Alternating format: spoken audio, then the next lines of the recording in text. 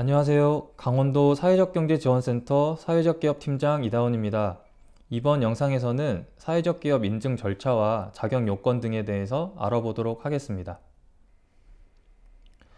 먼저 사회적 기업이란 무엇인지 개념을 살펴보겠습니다.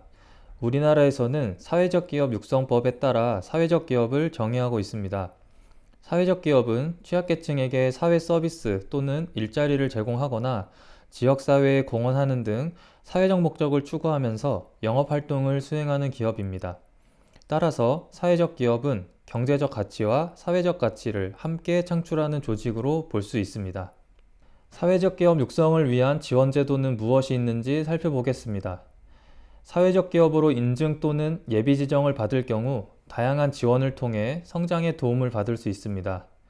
인건비 등을 지원받는 일자리 창출 사업과 전문 인력 지원 사업, 사회적 기업의 기술 개발과 경영 능력 향상을 위한 사업 개발비 지원 사업 등이 대표적입니다.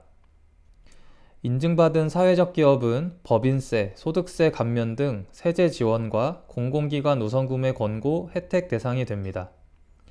지금까지는 간단하게 사회적 기업의 개념과 지원 제도에 대해 알아보았습니다. 그럼 어떻게 해야 사회적 기업이 될 수 있는지 살펴보겠습니다. 우리가 말하는 사회적 기업은 고용노동부 장관의 인증을 받은 기업을 말합니다. 인증을 받아야만 비로소 사회적 기업으로서 효력이 발생합니다. 그렇다면 예비 사회적 기업은 무엇일까요? 말 그대로 인증 사회적 기업이 되기 전에 예비로 준비하는 단계에 있는 기업을 말합니다. 예비 사회적 기업은 지역형, 부처형 두 가지로 나뉘며 지역형은 광역자치단체장, 강원도는 강원도지사가 지정하며 지역 특성에 맞는 사회적 기업을 발굴, 육성함이 목적입니다. 부처형은 보건복지부, 문화체육관광부 등 중앙부처의 장이 지정하며 각 부처별로 목적에 맞는 다양한 사회적 기업을 발굴, 육성함이 목적입니다.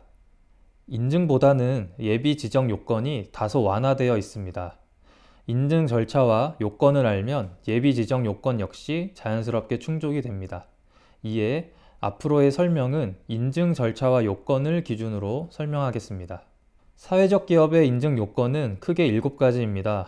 기본적으로 모든 인증 자격 요건을 충족할 경우 심사를 거쳐 인증 여부가 결정되며 모든 요건을 충족했더라도 근로기준법을 비롯한 타 법령이나 상위법 등을 위반할 경우 인증하지 않습니다. 하나씩 살펴보겠습니다. 먼저 조직 형태입니다. 사회적 기업은 사회적 기업 육성법에 따른 조직 형태를 갖춰야 합니다. 민법에 따른 법인, 조합, 상법에 따른 회사, 합자조합, 특별법에 따른 법인, 비영리단체 등입니다. 주식회사나 협동조합, 사단법인은 여러분들께서도 들어보셨을 겁니다. 예시에 나와 있는 조직 형태를 만들어야만 사회적 기업 인증 자격 요건을 채울 수 있습니다. 개인 사업자는 안 되고 프랜차이즈 가맹점이나 체인점 등도 안 됩니다. 우리 기업은 다른 지역에 지점이 있는데 어떻게 해야 하나요? 이럴 경우에는 지점의 실적을 모두 포함하여 인증 신청을 해야 합니다.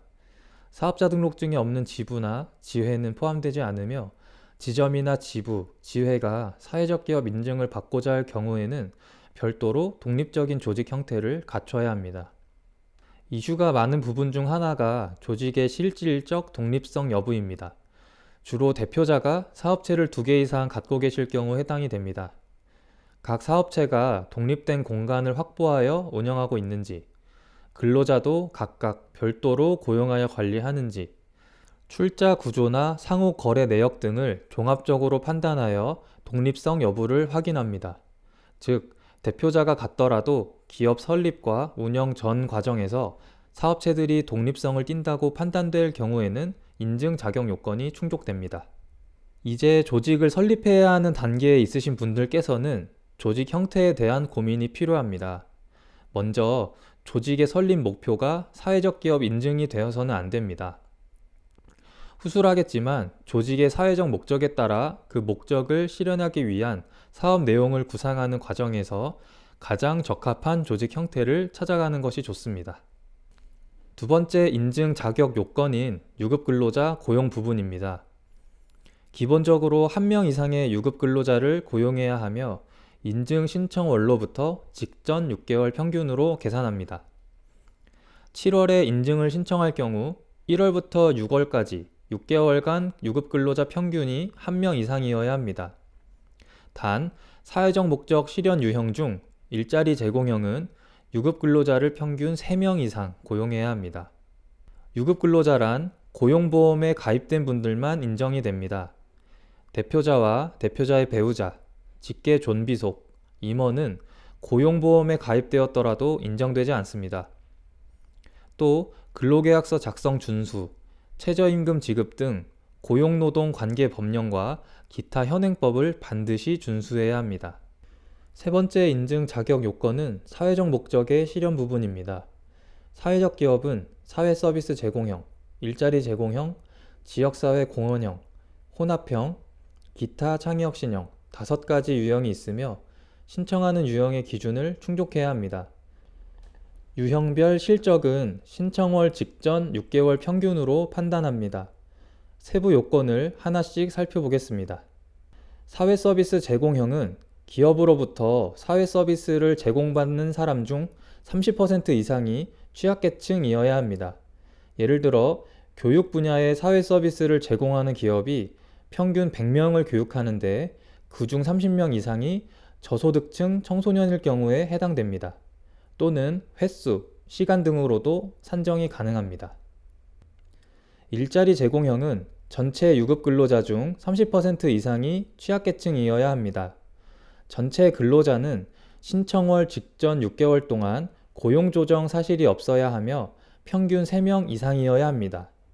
고용조정이란 대표적으로 해고이며 고용보험 상실 사유를 구체적으로 판단합니다.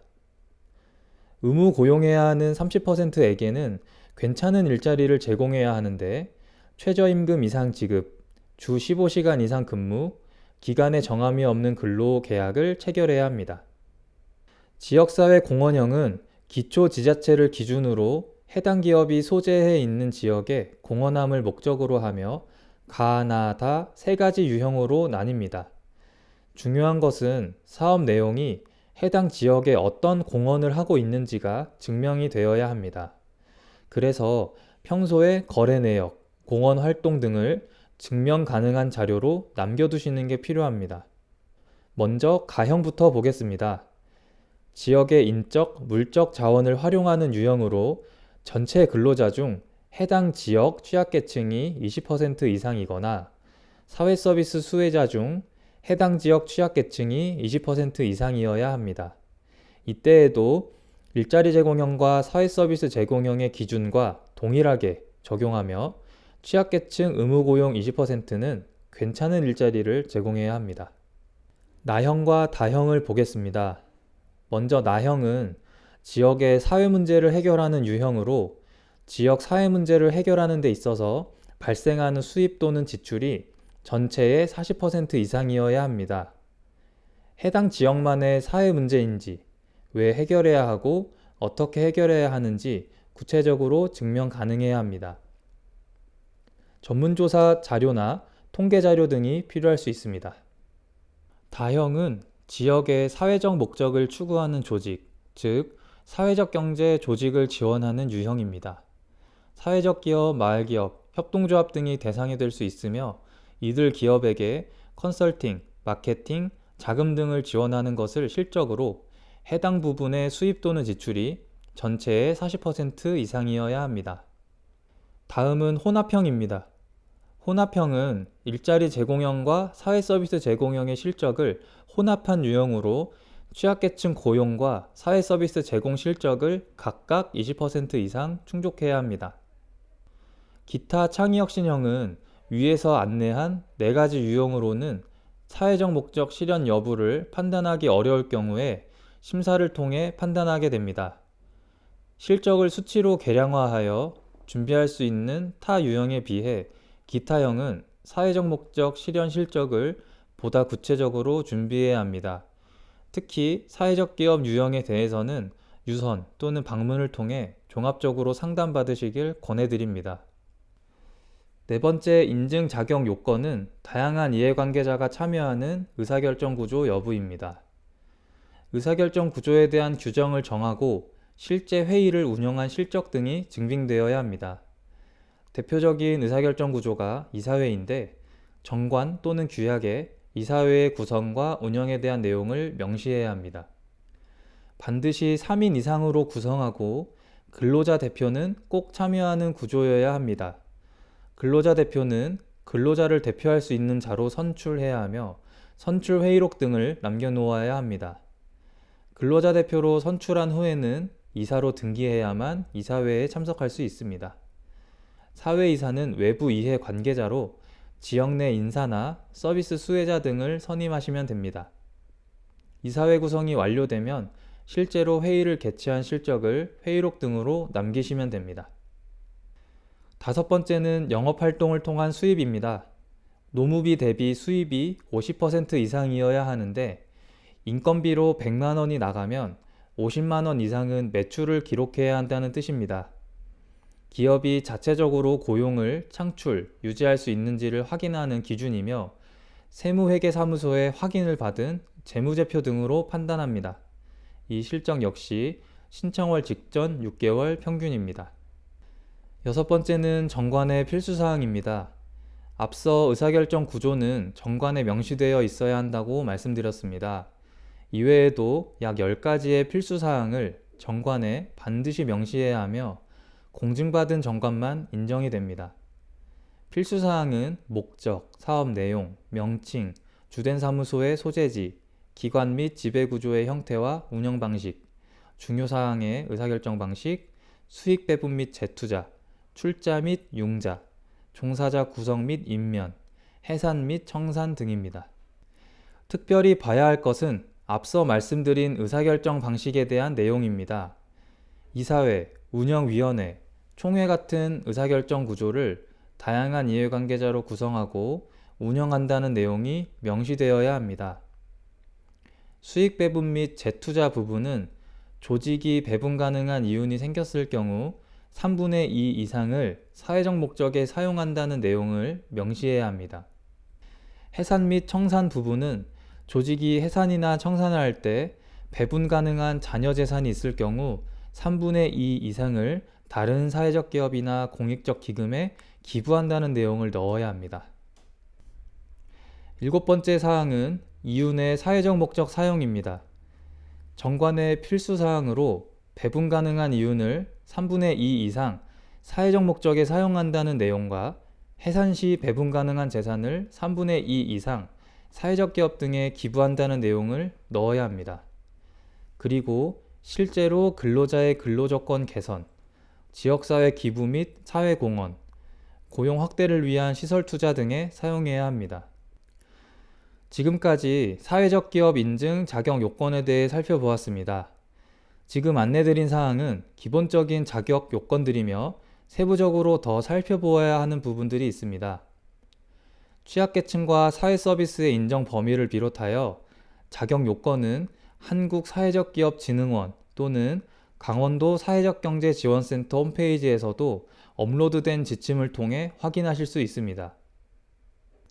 사회적 기업 지정 또는 인증을 준비하는 분들께서는 아래 연락처로 연락을 주시거나 센터로 방문하셔서 상담 컨설팅을 받으시길 바랍니다. 감사합니다.